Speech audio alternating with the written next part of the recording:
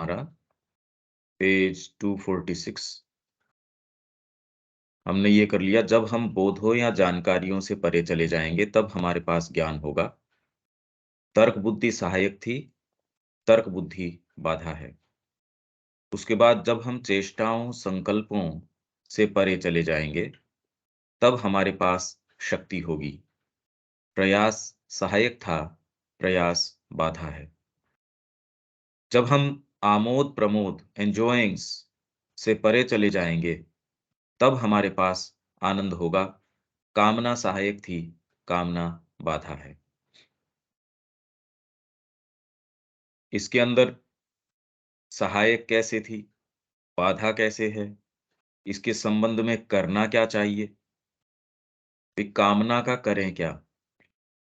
ये कहना तो आसान है जी, कामना नहीं होनी चाहिए, तो अब क्या करें इसका।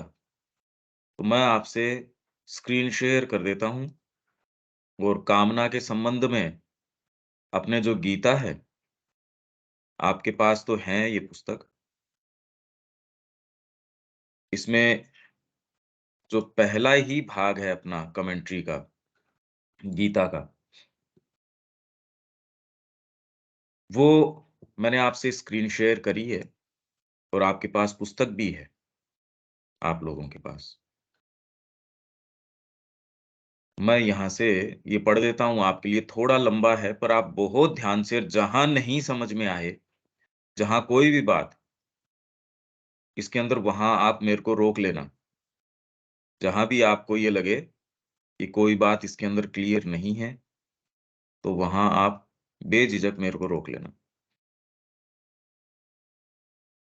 ये पेज है 207, जो गीता के ऊपर कमेंट्री है अपनी 2 भागों में, उसका 207 नंबर पेज है।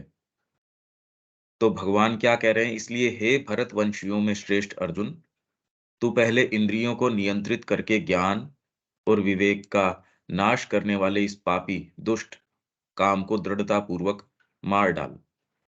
क्योंकि कामना जो है, ज्ञान और विवेक का नाश करने वाली होती है।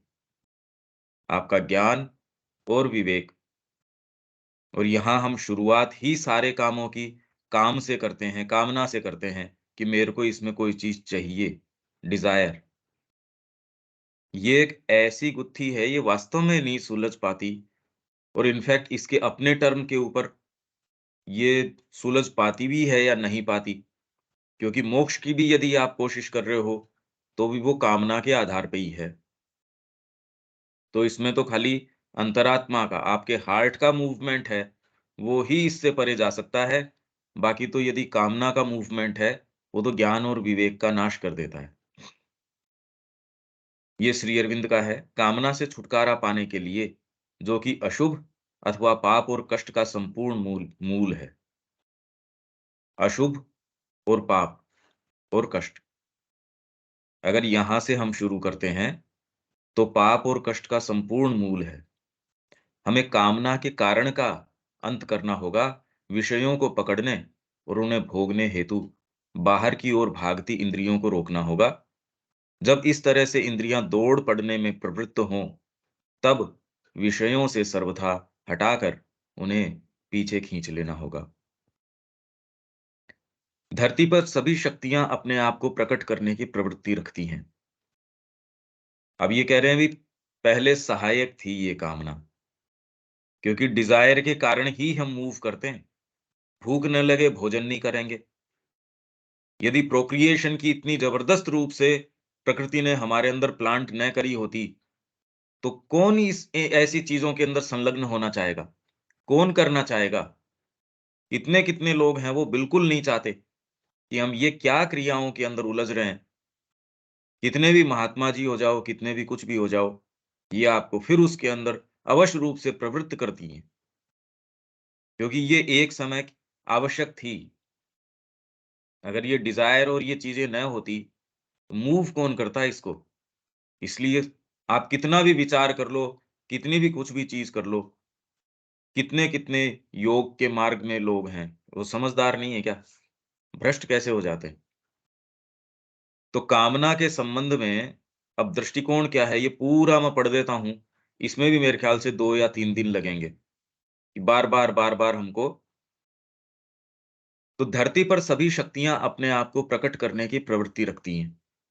चाहे वो कामना है, चाहे वो प्रेम है, या कोई भी शक्तियाँ, जितनी भी ये शक्तियाँ अपने आप को अभिव्यक्त करने के उद्देश्य से आती हैं, और यदि तुम इनके बीच में कोई अवरोध खड़ा कर दो और प्रकट करने से इनकार कर दो, तो वे कुछ समय तक अवरोध के विरुद्ध टकराने का प्रयास कर सकती हैं, परंतु अंत में वे स्वयं को थका लेंगी और अभिव्यक्ति न मिलने के कारण वे लौट जाएँगी और तुम्हें चैन से छोड़ देंगी। क्रोध आया, या कोई ग्रीड है भोजन के लिए या किसी भी चीज़ के लिए, या आपके कोई चीज़ की लालसा है। जनरली क्या होता है इसके अंदर, वो आपको इतना परेशान करती है छोटी-सी चीज़ के लिए, और यदि आप ज़्यादा सिंसियर हैं और आप उसके मार्ग में व्यवधान लाते हैं कि नहीं, नहीं करेंगे। पता चलता है कि सारे दिन उठते-बैठते आप कहे, यार ये ऐसे तो कभी ध्यान में ही नहीं आती थी ये चीज़। अब मैंने ही कहा कि मैं ये वाली, मेरी एक आदत है, सपोज़ कोई किसी की छोटी-सी कोई आदत है कि साहब खाने के बाद 2 इलायची मुँह के अंदर रख ली। आपने कहा, भई ये तो नियम बन गया मेरा ज़बरदस्ती का, आज से नहीं करेंगे। यूँ तो आपके लिए कोई बहुत विशेष बात नहीं है और इतनी कोई बड़ी चीज़ भी नहीं है, पर आपके इस संकल्प को तोड़ने के लिए ऐसा लगता है कि सारे लोग इकट्ठे हो गए हों, कि आपके लिए केंद्र वो ही हो गया हो। तो माँ कह रही है इसके विरुद्ध वो टकराने की कोशिश करेंगी, पर यदि आप डटे रहे, तो अंत में वो अपने आप को थका लेंगी, और आप क्योंकि उसको एक्सप्रेस नहीं कर रहे हो। हाँ, पर इसके अंदर माँ साथ में एक चीज़ और कहती है। वो कहती है यदि आप उसको वहाँ एक्सप्रेशन नहीं दो, तो धीरे-धीरे आपके सबकॉन्शियस में डीपर लेयर्स के अंदर चली जाती है और अपने समय की प्रतीक्षा करती रहती है। और आपने 1 साल उसको एक्सप्रेशन नहीं दिया, साल भर बाद एक्सप्रेशन दिया, तो ऐसा लगता है जैसे इतने दिन बैठी-बैठी वो अपना ब्याज इकट्ठा कर रही थी, और उतनी ही शक्ति के साथ फिर एकदम से आती है, आप कह रहे फ़ायदा क्या हुआ इसका? इसका लाभ क्या है? मैंने इतना अपने आप के ऊपर संयम किया, इतना समय ज़बरदस्ती चला गया, इतना तो जीवन के अंदर काल ही मेरे पास नहीं बचा, कि अगर मैं इस तरीके से चलता रहूँ, एक छोटी-सी चीज़ है, वो मेरे को लाचार कर देती है, तो फिर बाद में होने का काम तो कुछ है ही नहीं। ये काल भी आ सकते हैं, ऐसी चीज़ें भी हो सकती हैं। पर फिर भी व्यक्ति के अंदर ये संकल्प कि मैं चाहे 1000 बार इसके अंदर गिर जाऊँ, पर फिर भी 1001वीं बार उठ के चलने के लिए मेरे को तैयार होना चाहिए। क्योंकि असफलता आपके पतन में नहीं है, असफलता अल्टीमेट डिफीट मानने में है, कि अब ये तो नहीं होने वाला। आप 1 लाख बार पतन हो गया आपका, पर यदि फिर भी है कि कोई ख़ास बात नहीं है, फिर चलेंगे, तो निश्चित है आप पहुँचोगे। और वही आपने कुछ समय बाद में कह दिया, अभी आपने डिफीट मान ली, तो ये फिर बाद में असफलता है, आप मार्ग से गिर गए। आपका कहीं भई गिर गए, चोट लग गई, पर उससे मार्ग बंद नहीं हो गया, आप चलते रहेंगे। यदि आप ये कहते हैं, नहीं मैं तो चलूँगा, गिर गए, फिर उठ के चल देंगे। अतः तुम्हें ऐसा कभी न कहना चाहिए, पहले मैं अपने विचार की शुद्धि करूँगा, अपने शरीर की शुद्धि करूँगा, अपने प्राण की शुद्धि करूँगा और बाद में अपने कर्मों की शुद्धि करूँगा। यही सामान्य क्रम है।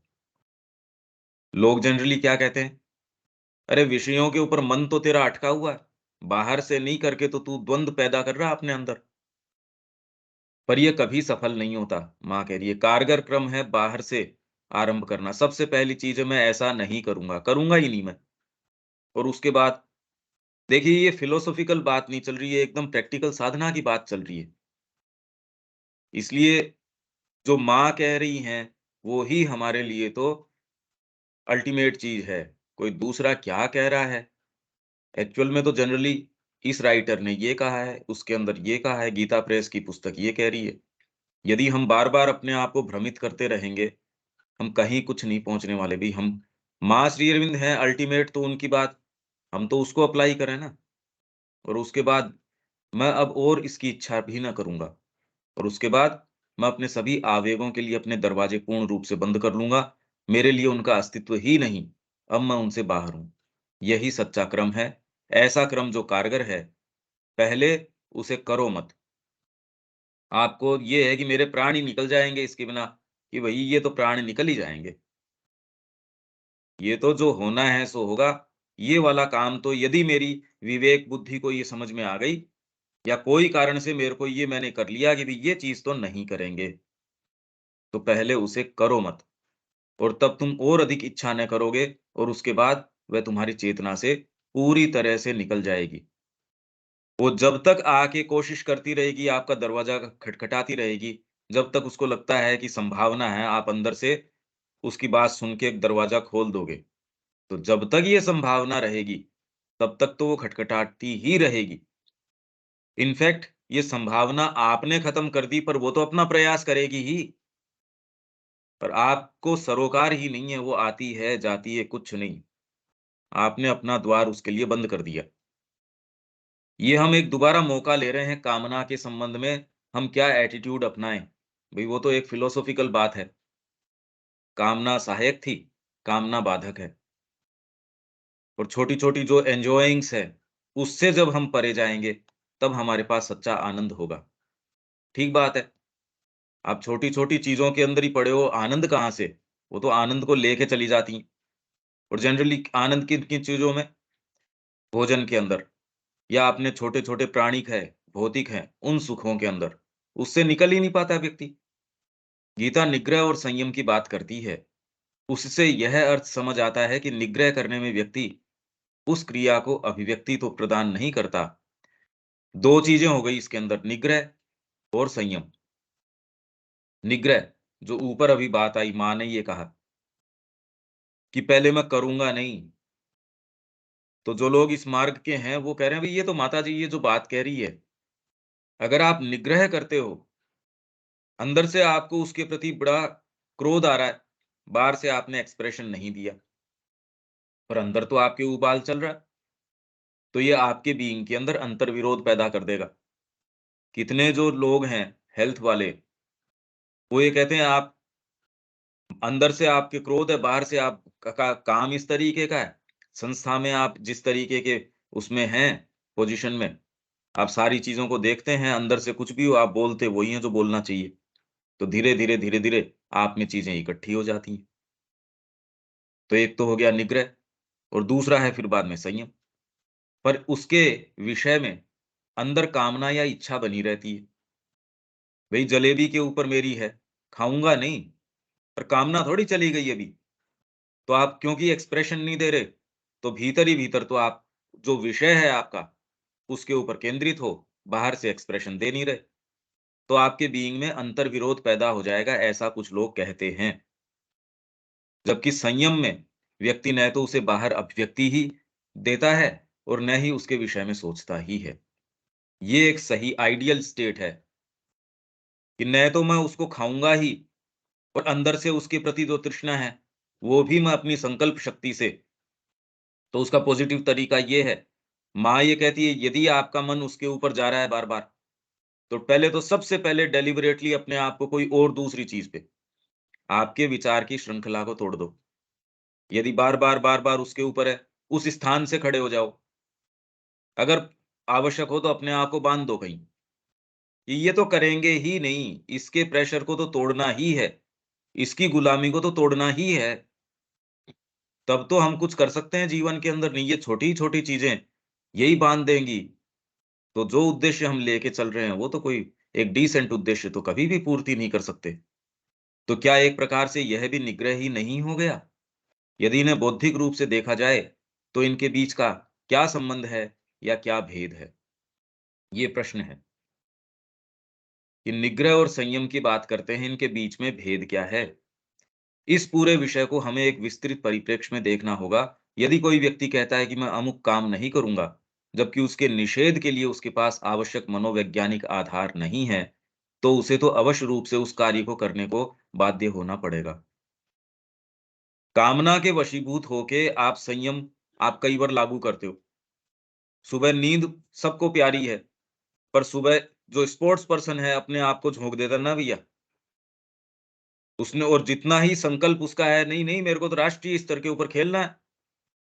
तो ऐसा थोड़ी है कि उसका जो शरीर है, उसकी तामसिकता चली गई या उसका जो फ्रेमवर्क तामसिक है वो चला गया ना, उसके ऊपर उसका जो, तो हम ये देखते हैं कि कामना के कारण आप किस तरीके से अपने आप को कितनी चीज़ें फ़िल्म लाइन के अंदर है, वो कह रहे हैं नहीं-नहीं इतना भोजन नहीं कर सकते, या आपको शरीर इतना पतला चाहिए या इतना मोटा चाहिए या जो-जो जिस तरीके का गठन चाहिए, कितनी मेहनत करके, और वहीं कोई अगर आश्रम में आ गया और ये इंटेंसिटी नहीं है, पड़ा है, हमको तो कोई कामना नहीं है, इसीलिए ऐसे व्यक्तियों के लिए कामना बहुत ठीक है, और प्रकृति पूरी व्यवस्था करती है कि उसकी कामनाएँ लगा ही रखती है, तो कामना बहुत आवश्यक है।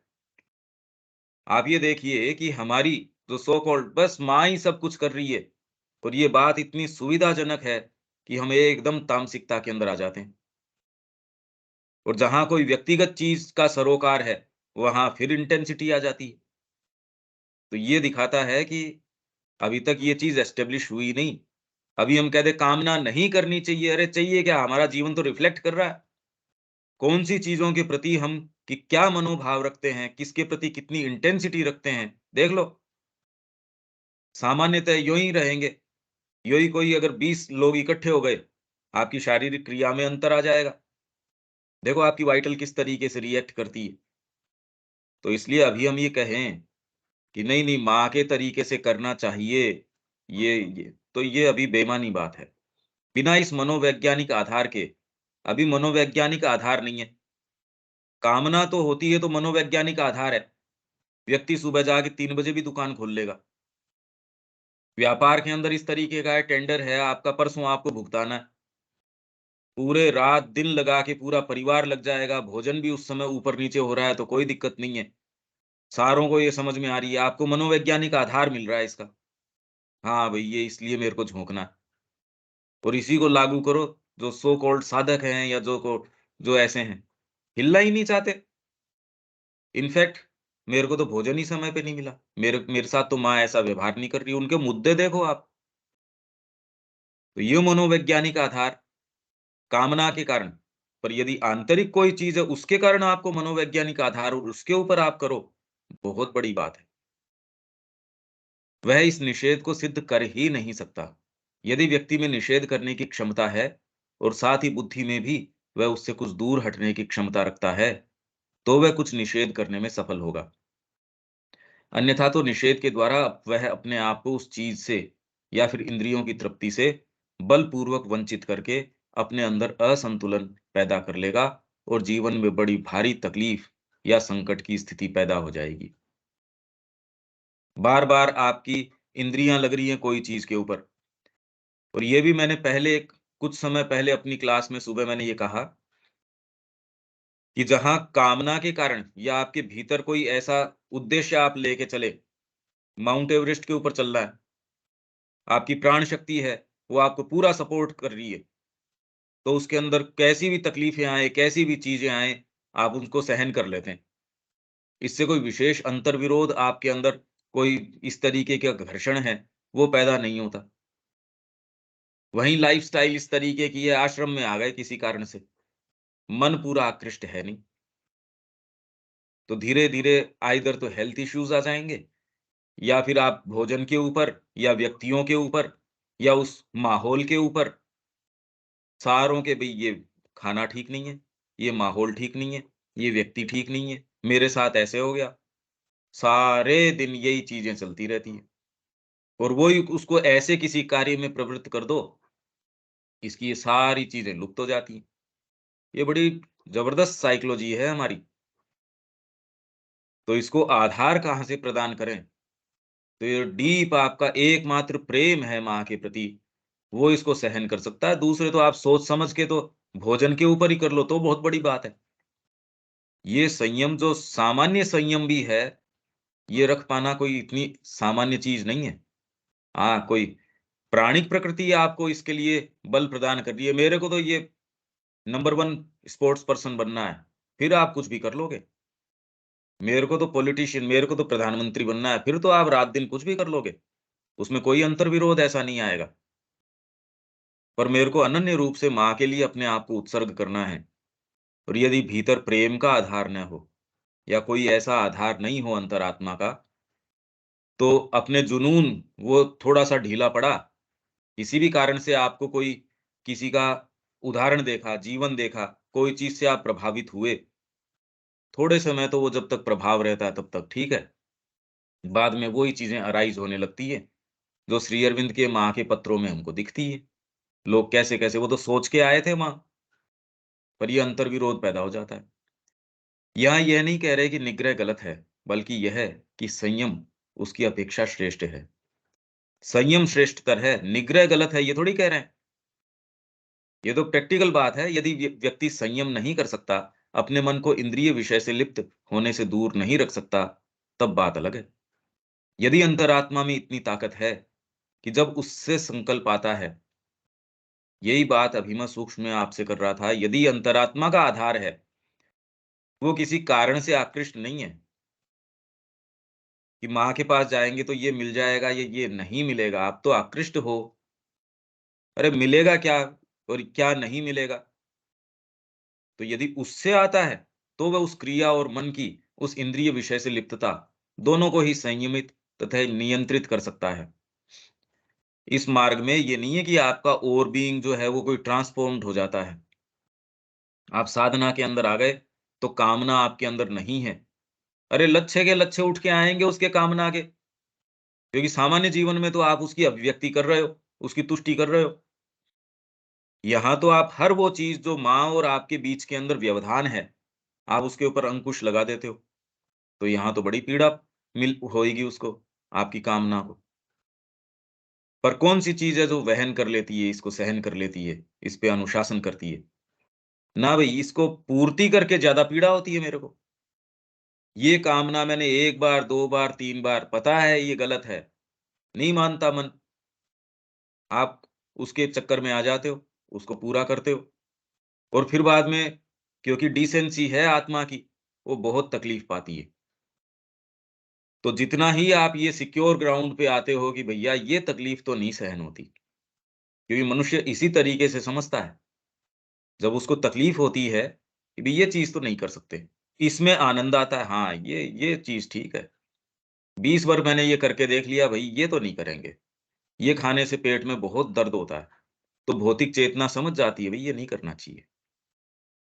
तो जब ये भीतर से ये चीज़ आती है, दोनों को ही संयमित मतलब बाहरी क्रिया और मन उसमें जो लिप्तता है, वो कहे भई ये तो नहीं करेंगे। आँखें मेरी बार-बार, बार-बार बाहर की ओर भाग के जाती हैं। अपनी स्तुति निंदा है उसके प्रति कान भाग के चले जाते हैं। आपकी पता नहीं क्या-क्या चीज़ें सारे समय भागती रहती हैं, पर जैसे ही आप उसको तुष्ट करते हो, बहुत पीड़ा होती है कि ना ये तो नहीं करना।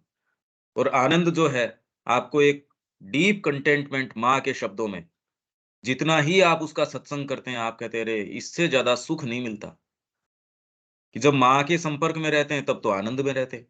जब और उसके निहित कोई भी काम कर लो चाहे, फिर दिक्कत नहीं है, फिर कोई पीड़ा नहीं है।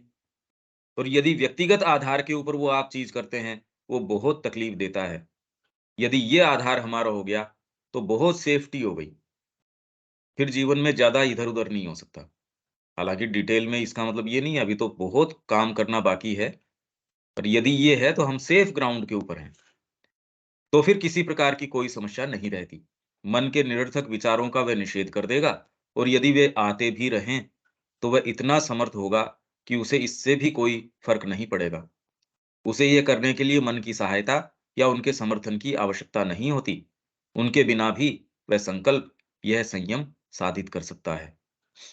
संयम की बात कर रहे हैं, निग्रह की नहीं। संयम मतलब मैं उसको एक्सप्रेशन तो दूँगा ही नहीं। जलेबी पड़ी है वो तो खाऊँगा ही नहीं, वो तो ख़ैर आउट ऑफ क्वेश्चन है। पर मन की उसके ऊपर जो लिप्तता है, बार-बार ये कि भई इसको तो खाओ ही। तो मन का वो अपने विषयों के ऊपर केंद्रितता है, वो भी नहीं। तो ये संयम है। साथ ही इस संकल्प के द्वारा जो क्रिया होगी, उससे सत्ता में ऐसा कोई असंतुलन नहीं आता, जिससे कि व्यक्ति के जीवन में कोई संकट की स्थिति आए। इनफैक्ट जितना ही आप ये संयम करते हो, आप में स्पिरिचुअल पावर बढ़ती है, आपकी विल पावर बढ़ती है।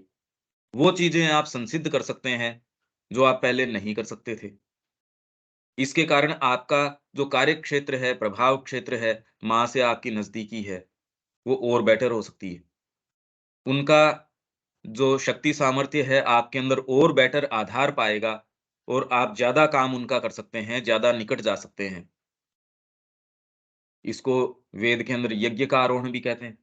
आपका यज्ञ है धीरे-धीरे, धीरे-धीरे आप में पुष्ट हो रहा है, देवता पुष्ट हो रहे हैं, आप और ज़्यादा आगे चल रहे हैं। धीरे-धीरे ये क्रम चलता रहता है।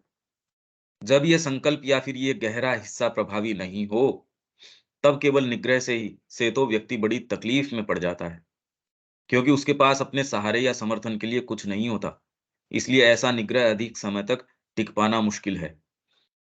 इसलिए बहुत लोग किसी कारण से आ गए, आश्रम में आ गए, पर अब उनका मन तो लगता नहीं। उनका मन तो और हज़ार चीज़ों में लगता है। अंदर से कोई ऐसी चीज़ है, जो उनको ये स्वीकार करने को नहीं करती कि भई मेरा मन नहीं लग रहा है इसके अंदर। तो वो और हज़ार बातें करते रहेंगे इधर की, उधर की, पूरा दिन निकाल देंगे, माँ के शब्दों का सत्संग नहीं करेंगे, कुछ नहीं करेंगे वो। अपना जो प्रेम है माँ के प्रति उसका एक्सप्रेशन करेंगे ही नहीं, बैठे रहेंगे। दूसरे यदि व्यक्ति में अच्छा यहाँ तक ठीक चल रहा है क्या? क्योंकि अपनी ये कामना के संबंध में जो बातें आई, उस संबंध में मैंने कहा इसको ट्रेस कर देते हैं आपके लिए। रविकांत जी, ये तो टेक्स्ट तो है आप लोगों के पास। ये अभी तक तो ठीक चल रहा है, आप साइकोलॉजिकली महसूस कर पा रहे हैं ये चीज़ें? जी, टेक्स्ट भी है, सामने किताब खोल रखी है मैंने, समझ हाँ, गया। जी। हाँ, ये प्रैक्टिकल बात चल रही है। ठीक है जी। हाँ जी। दूसरे, यदि व्यक्ति में संयम करने की क्षमता है, संयम और निग्रह 2 चीज़ें हैं। निग्रह मतलब मैं बाहर से नहीं करूँगा। भले मन अंदर मेरे को बड़ा क्रोध है इसके प्रति, पर ना ये डिसेंसी है। जैसे माँ ने एक बच्चे को कहा, वो उसमें शक्ति थी, मतलब बड़ा ऐसे शक्तिशाली था। हर किसी को मार दिया, क्रोध आ गया तो किसी के मुक्का मार दिया। तो माँ ने कहा तेरे को मैं एक बेटर चीज़ बताती हूँ, इससे तेरे को ज़्यादा आनंद आएगा। तेरे को जब क्रोध आए, तो तेरी दोनों मुट्ठियाँ बाँध के अपनी पॉकेट में रख लिया कर और उस समय जो जिस समय तेरे को क्रोध आए, उस समय शांत रहा कर। 1 बार, 2 बार, 3 बार अभ्यास करना, तेरे को इसमें ज़्यादा बड़ा आनंद आएगा। इस एक्सप्रेशन में जो तेरे को जो भी खुशी मिलती होगी या जो भी संतुष्टि मिलती होगी, क्रोध को एक्सप्रेस करके, उससे ज़्यादा आनंद तेरे को उस पे संयम लगा के आएगा। तो उसने ये किया और माँ को कहा, हाँ, मुश्किल तो बहुत था, पर इसमें आनंद आया। दूसरे, यदि व्यक्ति में संयम करने की क्षमता है, तो वह यह काम अधिक आसानी से कर सकता है। पर बहुत से ऐसे लोग हैं जिनमें संभव है कि मन बुद्धि का संयम न भी हो, पर आंतरिक संकल्प इतना दृढ़ हो, सुदृढ़ हो कि अंदर आत्मा से कोई बात आ जाती है और मन बुद्धि के किसी प्रकार के सहारे के बिना भी यह काम साध देती है। मैं अभी इसी का संकेत आप लोगों को कर रहा था कि मन और बुद्धि तो बेचारे अभी कमज़ोर हैं। आप जब इस मार्ग में आ जाते हो तो इसका मतलब ये थोड़ी कि कामनाएँ नहीं हैं, पर अंतरात्मा के अंदर आपकी जो इंटीमेसी है माँ से, उसमें जब ब्रीच आता है, आपको बहुत तकलीफ होती है। या भीतर से कोई एक ऐसी चीज़ आ गई, उसको अब आवश्यकता नहीं है। वो तो ऑटोमैटिकली अपना पूरा संयम लेके आ जाती है। ये सारी प्रक्रियाएँ हो सकती हैं और होती हैं, अपने-अपने तरीके से। नहीं तो जीवन यदि इसी संयम और निग्रह के अंदर हो, ये तो कश्मकश में चला जाता है। और एक स्तर तक तो आप कर सकते हो, फिर उससे ज़्यादा का पावर इनमें नहीं है। अगर अंतरात्मा की शक्ति नहीं हो, उसका आधार नहीं हो, उसकी पीछे से बैकिंग नहीं हो, ये अपने आप में कुछ नहीं कर सकते। ये बेचारे क्या कर सकते हैं? जब तक कि पूरा आप में शक्ति नहीं हो, क्या कर लेंगे ये? साथ ही ये संयम आरंभ में सभी चीज़ों पर लागू लागू करना तो मुश्किल है, बहुत मुश्किल है। मतलब ऐसी भौतिक चीज़ें हर जने की अपनी-अपनी तरीके की हैं। मतलब कोई व्यक्ति अपना पूरा परिवार, अपनी सारी संपत्ति वाइंड अप करके आ गया, आश्रम में दे दी। पर अभी भी इसका मतलब ये थोड़ी एक बहुत बड़ा उसने काम किया है, एक बहुत बड़ा स्टेप लिया है उसने। पर जो अब जो डिटेल के अंदर चीज़ें, कोई आपकी निंदा स्तुति कर रहा है, उसके लिए आपके ऊपर-नीचे होने की आदत है, या भोजन के प्रति आपकी, या आपका अपना सोच-समझ, नहीं यही चीज़ ठीक है। ये जो डिटेल के अंदर चीज़ें हैं, ये बहुत मुश्किल है। तब आपका इनसे सामना होता है। जो डिटेल की चीज़ें हैं, इसे हमें कुछ चुनिंदा चीज़ों के ऊपर लागू करना होगा। तो आप शुरू कहाँ से करते हैं? आपको कोई चीज़ ये आ गई कि भई ये वाली चीज़ नहीं, ये गलत है। तो आप कुछ चुनिंदा चीज़ों के ऊपर उसको लागू करते हैं। इसमें सबसे पहले तो अपने आप पे अनुशासन, उठने, बैठने, भोजन का, रात को सोने का, माँ ने ये सारा अनुशासन बताया है। यदि आप एक अच्छा दिन बिताना चाहते हो, तो आपको रात्रि अच्छी बितानी पड़ेगी। अगर रात आपकी गड़बड़ है, तो पूरा दिन आपका सही नहीं जाएगा। यदि रात्रि आपकी, निद्रा आपकी ऐसे-ऐसे भारी निद्रा आ रही है, भोजन लेट कर रहे हैं, तो माँ ने तो डिटेल में, इतनी डिटेल में आज तक किसी ने इस तरीके से नहीं बताया, जितना कि माँ ने बताया है। तो ये चुनिंदा चीज़ों के ऊपर लागू करना होगा, जिसके अंदर हमारा उठना, सुबह का, हमारा किस तरीके से क्या करना है। ये एक-एक, एक-एक, एक-एक चीज़ें, कि यदि मेरे को जीवन में कुछ करना है, यदि माँ के निहित, और तुरंत आप उसके परिणाम देख सकते हैं। आप तामसिकता में दिन व्यतीत कर रहे हैं, और उसकी बजाय आपने प्रयास किया उसके पीछे, तो आप थोड़ी-सी लाइट महसूस करेंगे, उसमें ऊष्मा महसूस करेंगे। तो कुछ चीज़ों के ऊपर आप शुरू करते हैं लागू करना उसको। कामना तो व्यक्ति के रोम-रोम में घुसी हुई है, इसलिए उसे आरंभ में ही व्यक्ति पूरी तरह से कैसे निकाल सकता है। इनफैक्ट हमने शुरू इससे किया कि कामना निर्माण के लिए पहले आवश्यक थी। अगर मेरे को ये सेंसेशन प्रकृति नहीं लगाती, आग के अंदर हाथ है और मेरे को दर्द का आभास नहीं होता, तो जीवन संभव नहीं था। यदि मेरे को भोजन की तृष्णा न होती, कौन करता है ये काम, मेरे को ये बताइए? 3 टाइम मतलब कितना-कितना समय इसके पीछे जा रहा है। तो कोई भी समझदार व्यक्ति, यहाँ किसी को करना हो तो करो, पर मेजॉरिटी ऑफ मनुष्य जाति तो शायद इससे बाहर निकल जाती है, यार क्या आफ़त ऐसी है? या प्रोक्रिएशन, बच्चे पैदा करना गए, यार ये क्या आफ़त है ये?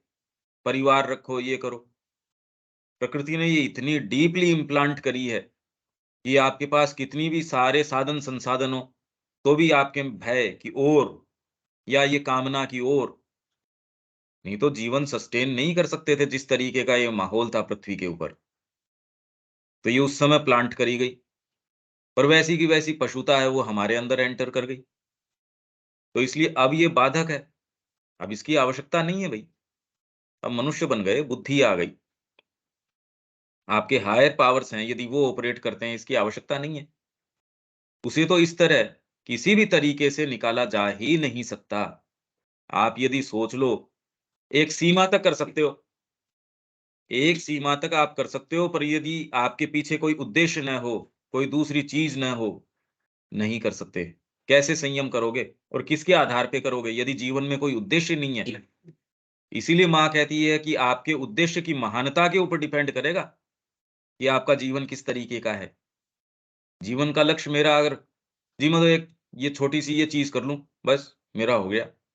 तो उसमें न तो आपके लिए कितना महानता है उस चीज़ की, न आपके लिए न किसी और के लिए।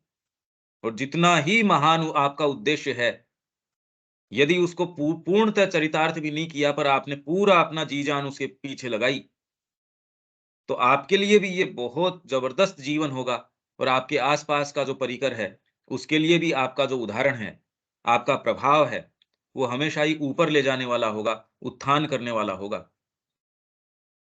नहीं तो आप थोड़ा ध्यान से देखिए, माँ के संपर्क में आने के बाद भी हमारी बातें क्या रहती हैं? देखिए, ये चीज़ें तो ऐसी ही रहेंगी, ये वाली बातें ऐसी ही हैं, जीवन तो ऐसे ही चलेगा, ये व्यापार तो ऐसे करना ही पड़ेगा, शिक्षा तो इस तरीके की होगी। हाँ, बाकी हम माताजी के हैं, अरे तो फिर बाकी बचा क्या तुम्हारा? और क्या बचा हमारा? ये हम अंतर्विरोध अपना देख नहीं पाते, कि हम ये इस तरीके का कैरी करते हैं, इसीलिए कोई चीज़ होती नहीं जीवन में।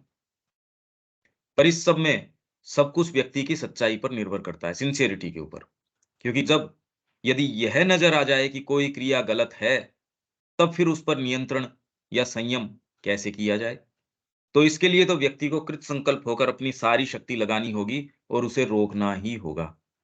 यदि व्यक्ति की अंतरात्मा इतनी शक्तिशाली है, तो वह उसे मिटा सकेगा।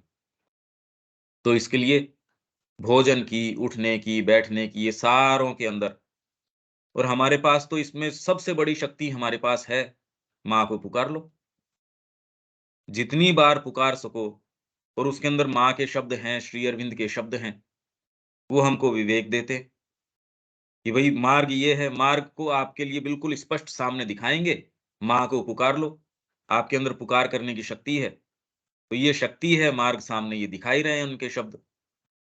तो अब सिंसियरिटी की डिमांड है बस, कि भी सिंसियरली ये हम करते रहें, और जिस चीज़ के ऊपर लागू करना है, उसके ऊपर एकदम लागू करें कि यार जीवन तो है ही नहीं अब, कितना बच रहा है? तो इसके अंदर भी इसको ऐसे क्यों बिखराया जाए? जब हमारे पास ऐसी भव्यताओं की संभावना है, ऐसी चीज़ों की संभावना है, तो उसको फिर बाद में ऐसे बिखेरना या लोअर पोटेंसी के ऊपर जीना, ये तो समझदारी भी नहीं है। और यदि वह पर्याप्त शक्तिशाली नहीं है, तब फिर उसके संयम की दिशा में कोई निर्णायक पग नहीं लिया जा सकेगा, और कशमकश चलती रहेगी।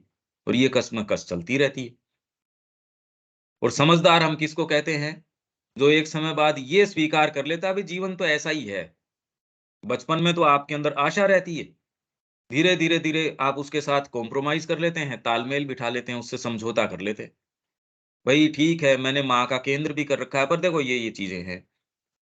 ये सारी चीज़ आप स्वीकार कर लेते हो उसको, ये और भी खराब स्थिति है। इसका मतलब आत्मा मारी ही गई, मर गई वो। नहीं तो वो तो कोई कॉम्प्रोमाइज़ स्वीकार नहीं करती अंतरात्मा। और धीरे-धीरे हम समझदार हो जाते हैं, हम कॉम्प्रोमाइज़ करना शुरू कर देते हैं। तो इसका मतलब ये नहीं है कि जीवन में अब देखो बिल्कुल हम हमारा जीवन तो एकदम आराम से चल रहा है भगवान के कारण, एकदम सुख सुख से चल रहा है, सुख से नहीं चल रहा है। इसका मतलब आपकी अभिप्सा खत्म हो गई। वास्तव में श्री माता जी जो कह रही हैं, वह शक्तिशाली संकल्प शक्ति के बारे में है, और होती किसके पास है ये? ये तो होती नहीं। शक्तिशाली संकल्प शक्ति, ये तो लगभग दुर्लभ सी चीज़ है।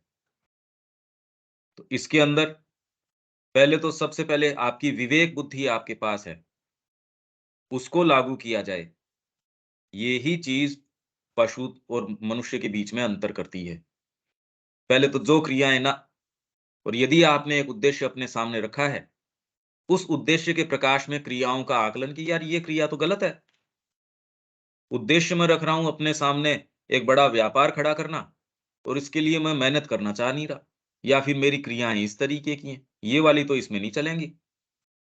तो यदि हम बातें तो करें जीवन के अंदर कि भी माँ का प्रकाश आए, ये चीज़ें आएँ, तो उसमें जो-जो क्रियाएँ उसका खंडन करती हैं, पहले तो बुद्धि के स्तर पे, और फिर बाद में हम जो ये काम कर रहे हैं।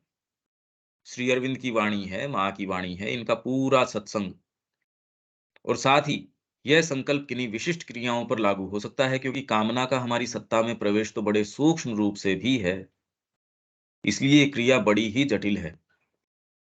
इसीलिए मैंने इसके अंदर तो ये कहने का कोई मौका कि जी कामना होनी नहीं चाहिए। अरे किसके कौन कहता है ये बात? आप यदि चेष्टा से सारा योग भी शुरू करते हो, जो हमने पढ़ा था योगिक साधन में, आपने पूरा योग कर लिया, हठ योग कर लिया और उसपे महारत हासिल कर ली, तो ये तो परिवर्धित हो गई कामना, छोटी थोड़ी हो गई। पहले आपके पास सामर्थ्य छोटा था, अब सामर्थ्य बड़ा हो गया। पहले मेरे पास एक बाइसिकल थी, उससे मैं जितनी दूरी तय कर सकता था, उतना कर सकता था। आज मेरे पास एक कोई मोटरसाइकिल हो गई, अब देखिए तुरंत ही मेरा दायरा बढ़ जाएगा। यही अगर मेरे पास फ़ोर व्हीलर हो गया, या फिर बाद में मेरे पास फ्लाइट से जाने की सुविधा हो गई। पर कामना वैसी की वैसी बनी हुई है, तो इससे तो मेरा दायरा बढ़ गया। तो हठ योग करने से या कोई से भी योग करने से ये कामना की ग्रंथि थोड़ी टूट गई। वो तो एकमात्र अंतरात्मा की पुकार है। उसको इससे नहीं कि मेरे को ये मिल जाए। उस वो एकमात्र वो ही हमारी सत्ता में पार्ट है। और इनफैक्ट यदि एक दृष्टिकोण से देखा जाए, तो जितना कामना का हमने हौवा बना रखा है, उतना है नहीं। मतलब यदि गहरे दृष्टिकोण से क्योंकि वास्तव में तो सारी माँ के संकल्प की ही क्रिया है।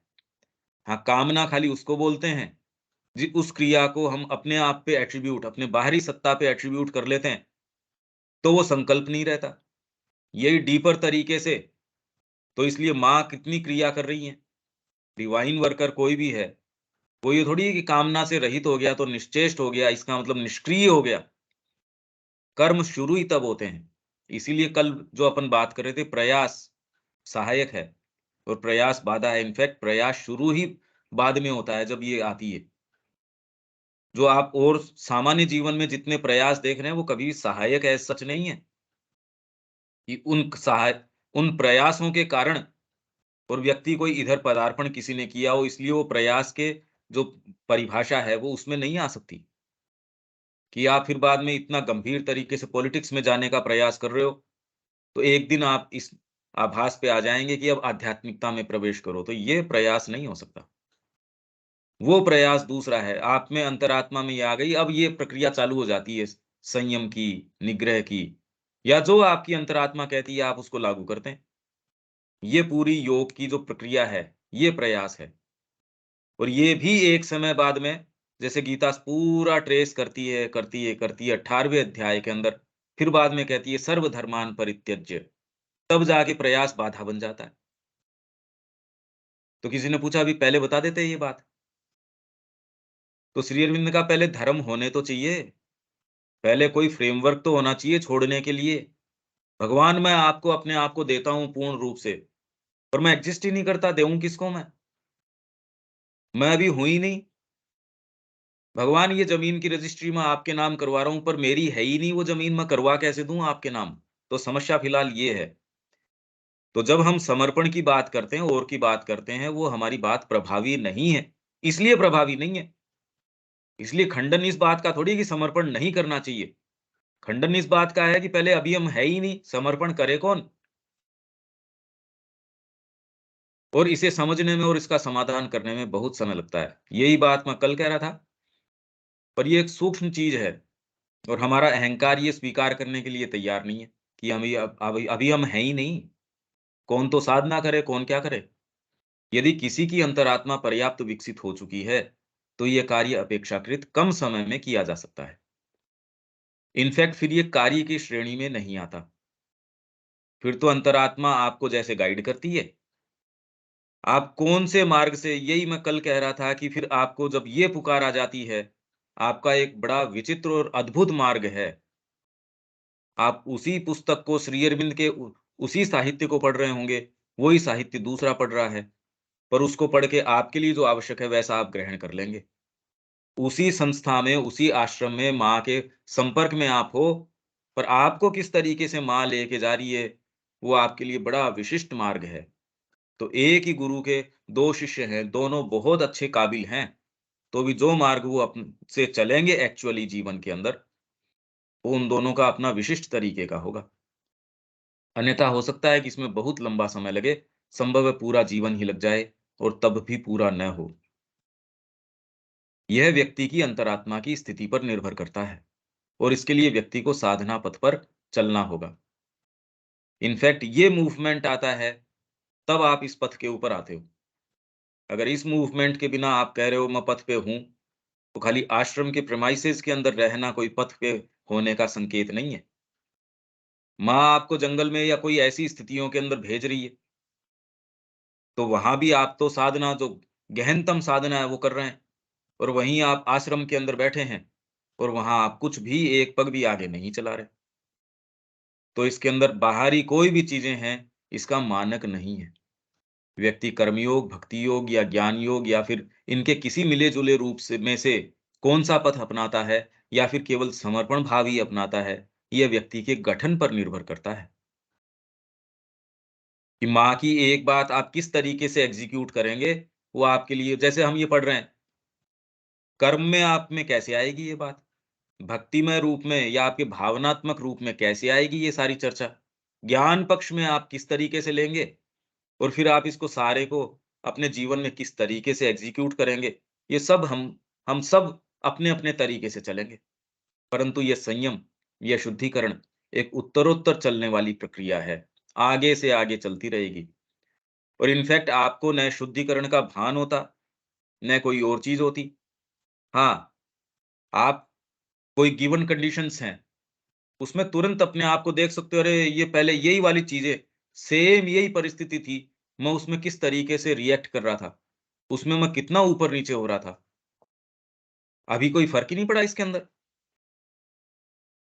पर कोई विशेष आप इसमें बाद में ये भी आप लगता है यार बार-बार ये मुड़ के देखने की क्या आवश्यकता है? आपको इनसे किसी से कोई सरोकार नहीं रहता और इसका मतलब ये भी नहीं है कि आप बिल्कुल निष्क्रिय हो गए। आप अपना आकलन नहीं जानते, आप अपने मुँह का स्वाद नहीं जानते, ये भी नहीं है। अब ये क्या है, ये तो देखो मार्ग की बातें हैं। ये ऐसी चीज़ें हैं जो अंतरंग हैं, जिनको आप जनरलाइज़ेशंस के अंदर नहीं लेके आ सकते। ये एक जनरल नियम इस तरीके का है। इसमें बहुत से धोखे, जाल-घात हैं। प्रत्येक कामना के पीछे ही ऐसा प्रतीत होता है कि कोई अच्छी चीज़ है। साथ ही भगवान का संकल्प भी अपने कार्य के लिए कामना के रूप में प्रकट हो सकता है। इनफैक्ट ऐसे ही होता है। इसलिए मैंने कहा कामना का जो हौवा हमने बना रखा है, भई जिस लकड़ी से वर्तमान में हमको हाँका जा सकता है, वैसे से हाँक रहे हैं, इसमें क्या बात है? हमारा जिस तरीके का फ्रेमवर्क है, उसके अंदर कोई अच्छी क्योंकि सारी चीज़ें आ तो दिव्य संकल्प से रही हैं। तो हमको जिस तरीके से जो शब्द आ जाए, भई आपको एक संदेश भिजवाना है, जो माध्यम मिल जाए उससे भिजवा देते हो, इसमें अच्छे-बुरे की क्या बात है? हाँ, आप ये देखते हो भी इस माध्यम के अंदर ट्रांसपेरेंस में बीच में कुछ शब्द कट जाते हैं, तो ये वाला इतना इफ़ेक्टिव नहीं है, बस। बाकी चीज़ें तो हो रही है माँ के संकल्प से ही सारी की सारी। इसलिए भगवान का संकल्प आप में एक रूप में पैदा हो सकता है। इसलिए अनेकानेक तरीके से व्यक्ति साधना की शुरुआत कर सकता है। किसी के अंतरंग कोई नज़दीकी है, उसकी मृत्यु हो गई। ओहो! वैराग्य हो गया। पर मृत्यु तो पता नहीं है। दुनिया में ऐसा कौन है जिसका अंतरंग है या नज़दीकी है, उसकी मृत्यु न हुई हो? मेरे भी परिवार के व्यक्तियों की आज तक किसी की मृत्यु न हुई हो, ऐसा कौन है? पर इससे उनका पदार्पण इधर हो गया हो, ये तो देखने नहीं आता। तो भगवान का संकल्प, उसका अपना विधान है, अपना कार्य है। वो कामना को काम में ले लेगा, उसमें क्या दिक्कत है? श्री अरविंद ने कहा मैंने योग के अंदर प्रवेश कोई इसलिए थोड़ी, मैंने तो इसलिए किया था कि इससे मेरे को शक्ति मिल जाए और मैं देश सेवा के अंदर इसको लगा सकूँ। ये तो कामना तो कामना ही है ये और कोई इसमें थोड़ी मोक्ष की या वो बातें तो है ही नहीं। और इनफैक्ट आप माँ से इतने आकृष्ट होते हैं कि ये कामना है या नहीं है, इसको क्या कहें, आपको इससे कोई मतलब नहीं है। आप पीछे मुड़ के ये भी नहीं देखना चाहते कि ये कामना है या नहीं है। हाँ, पर आपके भीतर अंतरात्मा बिल्कुल क्लियर कट जानती है। इससे ये हम भ्रम न कर बैठें कि हम जो भी कुछ कर रहे हैं, अब उसको देखना बंद कर दें, इंट्रोस्पेक्शन बंद कर दें और ये निश्चिंत हो जाएँ कि मेरे थ्रू तो भागवत संकल्प ही काम कर रहा है। ये देखिए ये बहुत फाइन लाइन है और ये इंडिविजुअल केसेस के ऊपर है। माँ ही कोई जनरल नियम नहीं बता रही इसके संबंध में। वो तो हर व्यक्ति के साथ क्या-क्या बातें हैं, क्या नहीं है। इसलिए इस भगवत इच्छा में और कामना में भेद कर पाना बड़ा मुश्किल हो जाता है। सारा मामला ही जटिल हो जाता है। इसमें कुछ चीज़ें तो व्यक्ति अपनी संकल्प शक्ति पर लागू कर सकता है। जैसे कि अब ये सामान्य तरीके की ये बीड़ी सिगरेट का सेवन नहीं करना। अब इसके अंदर आप कैसे जस्टिफ़ाई करोगे मेरे को तो बहुत प्रेरणा है साहब, सिगरेट पीनी चाहिए या मेरे को शराब पीनी चाहिए, मेरे को अंदर से भीतर से प्रेरणा आई है। ऐसा चांसेस कम होंगे। या मेरे को तो माँ की ये प्रेरणा है सुबह लेट तक उठते रहो, ये तो कम समझ में आता है। या कोई नशा नहीं करना। ये तो ये तो कॉमन सेंस की बातें हैं, इसमें कोई साधना बिना साधना की बातें थोड़ी हैं। परंतु यदि कोई कहे कि एकाएक ही वह अपने अंदर की कामना को निकाल बाहर करेगा, तो ऐसा संभव नहीं है। क्योंकि व्यक्ति कामना के विषय में सचेतन ही नहीं होता कि किस प्रकार उसके रोम-रोम में वह घुसी हुई है। इसीलिए जब मैं कहता हूँ आप कह रहे हैं भई समर्पण करना होगा, हम अपने हिस्सों को जानते नहीं। आप जिस हिस्से को जानते हो वो तो चलो मैंने कह दिया कि ये रूम आपका है, पर आपकी बिल्डिंग कितनी बड़ी है और उसमें कितने-कितने तहखाने हैं, कितनी-कितनी क्या-क्या चीज़ें हैं, वो जब तक हम जानते नहीं, एक छोटे से स्थान की मैंने कोई सफाई कर भी दी, तो इससे पूरा मेरा भवन है उसका तो जो शुद्धिकरण नहीं हुआ उससे। तो पहले तो सचेतन ही नहीं है हमारे बारे में। इसलिए जितनी भी बातें हम समर्पण के विषय में, इसके विषय में, उसके विषय में कहते हैं, तो जब तक हम सचेतन नहीं हैं, इसीलिए ये बातें प्रभावी नहीं है। इसके विषय में सचेतन होने में भी जीवन लग जाता है कि किस प्रकार कामना रोम-रोम में घुसी हुई है। पर इनफैक्ट इसके विषय में सचेतन होना या इसके सचेतन होने के लिए सचेतन होना, ये भी कोई सही प्रक्रिया नहीं है। आप माँ के प्रति आकृष्ट हैं, आपका उनसे इतना अंतरंग प्रेम है, वो अपने आप नहीं तो आप अपने आधार पे कहाँ से तो शुद्धिकरण शुरू करेंगे और नज़र भी कैसे आएगा? क्योंकि यदि अहम के आधार पे ये शुरू करेंगे, न तो उसके पास प्रकाश, न उसके पास कोई विशेष चेतना और करोगे कैसे? अहम की गुत्थी को अहम से ही सुलझाओगे? ये तो इम्प्रैक्टिकल बात है। तो ये तो माँ के प्रेम का प्रकाश है, आपका उससे अंतरंग प्रेम है। तो हमारी केंद्रितता में बार-बार, बार-बार इसी के ऊपर ये जनरली ये जितना भी वर्णन है, ये पढ़ के व्यक्ति सीरियस साधना की परसूट में लग जाता है कि मैं तो सीरियसली साधना करता हूँ और वो आप पहले थे, आपका फ्रेमवर्क और गड़बड़ हो जाता है। आप जो पहले एक सामान्य व्यक्ति, एक डिसेंट व्यक्ति थे, अब आपको मिला कुछ नहीं पर अहंकार ज़बरदस्त रूप से बढ़ जाता है। तो आप एक कोई नज़दीक बैठने लायक व्यक्ति भी नहीं बचते। पहले कम से कम डिसेंट व्यक्ति तो थे। तो केंद्रितता एकमात्र चाहे कितना भी हम अध्ययन कर लो, कितना भी कुछ भी कर लो, मूल मंत्र ये है कि माँ के प्रति हमारा प्रेम, हमारी अंतरात्मा की उनसे अंतरंगता, ये ही और इसी के आधार पे जब आप ये सारे वर्णन को पढ़ोगे तो इसका मीनिंग निकलेगा, नहीं तो मीनिंग नहीं निकल सकता।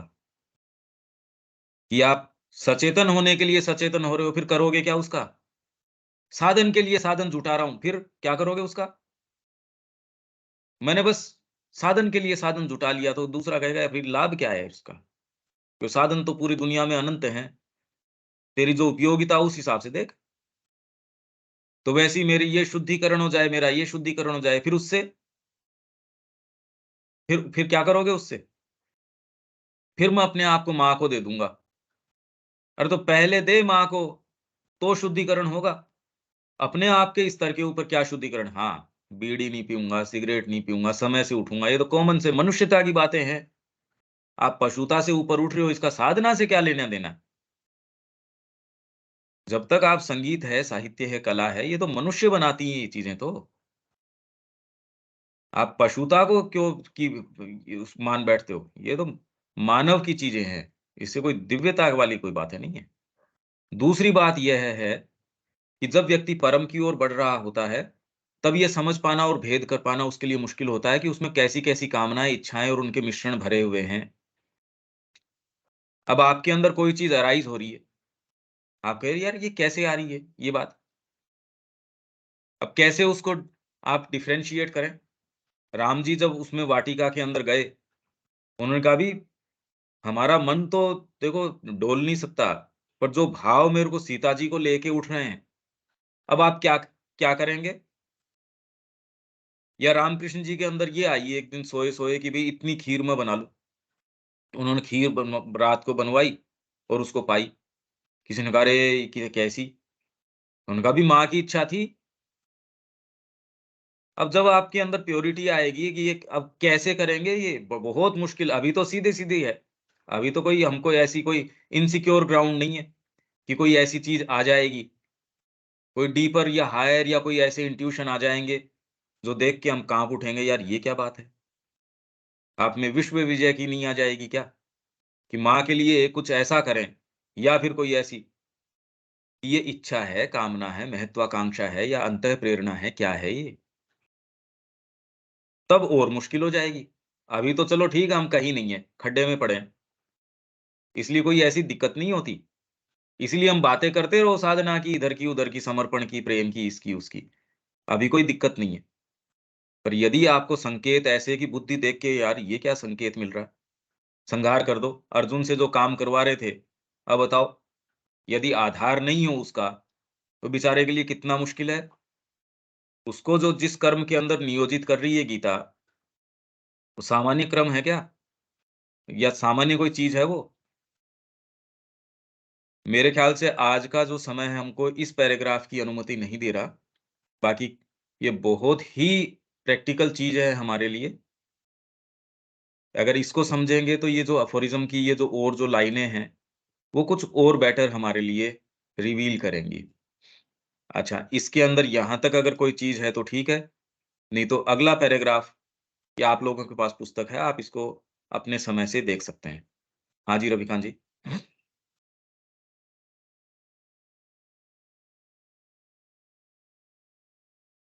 मैं इसको पढ़ूँगा अभी चाय पी के, इसको दोबारा पढ़ूँगा। पुस्तक है मेरे पास। हुँ।